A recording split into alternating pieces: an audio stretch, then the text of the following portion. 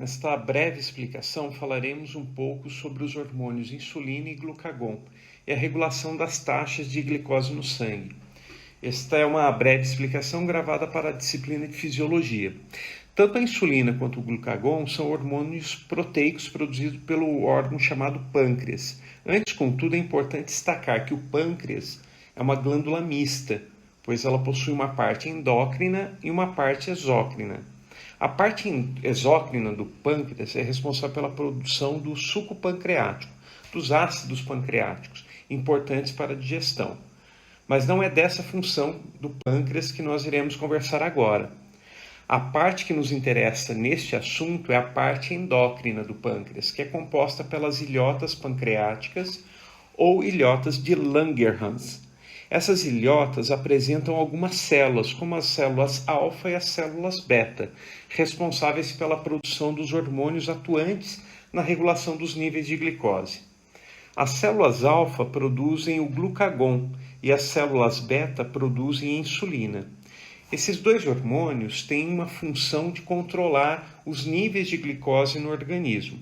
Eles são hormônios antagônicos. Dessa forma, quando a dieta é rica em carboidratos, os níveis de glicose aumentam, ocorrendo hiperglicemia, que ativa a célula beta a produzir insulina.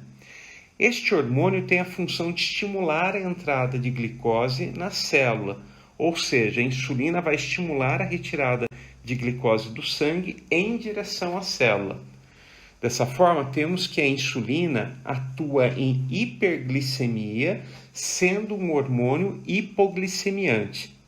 Ela atua quando a glicose está em alta, tendo a função de ativar o transportador de glicose, que é o GLUT. Não é a insulina que leva a glicose para a célula. Ela ativa o transportador, que é o GLUT, que transporta a glicose para dentro da célula. Por meio desse processo, temos a entrada da glicose dentro da célula. Já o glucagon age de forma antagônica. A hipoglicemia gerada pelo jejum prolongado estimula as células alfa do pâncreas a produzir o glucagon.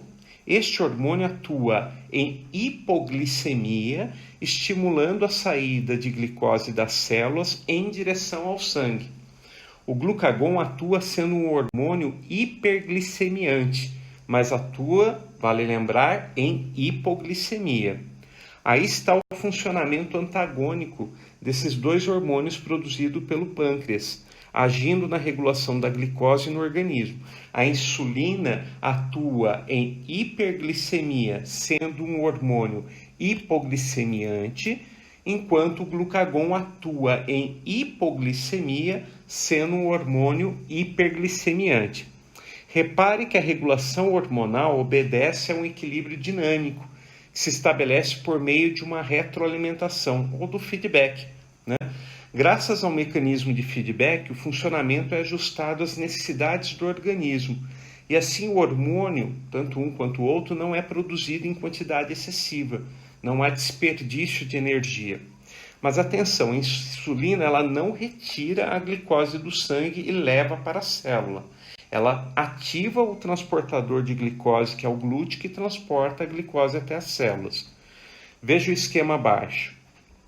Nessa figura, o que nós temos? Quando a glicose está no sangue alta, mais concentrada, há um estímulo à produção de insulina no pâncreas, que por sua vez estimula a retirada da glicose do sangue e a formação de glicogênio no fígado, processo esse denominado de glicogênese. Quando os níveis de glicose caem no sangue, diminui-se o estímulo às células beta, mas aumenta o estímulo nas células alfa para produzirem glucagon. O glucagon age no fígado na glicogenólise. O lise desse termo significa quebra, ou seja, a glicogenólise é responsável pela quebra do glicogênio, liberando glicose no sangue. Você conseguiu perceber o mecanismo de feedback entre a glicogênese e a glicólise no fígado pela atuação antagônica dos hormônios insulina e glucagon, produzido pelo pâncreas? Através desse mecanismo, temos a regulação dos níveis de glicose no sangue, contribuindo para a homeostase de nosso organismo.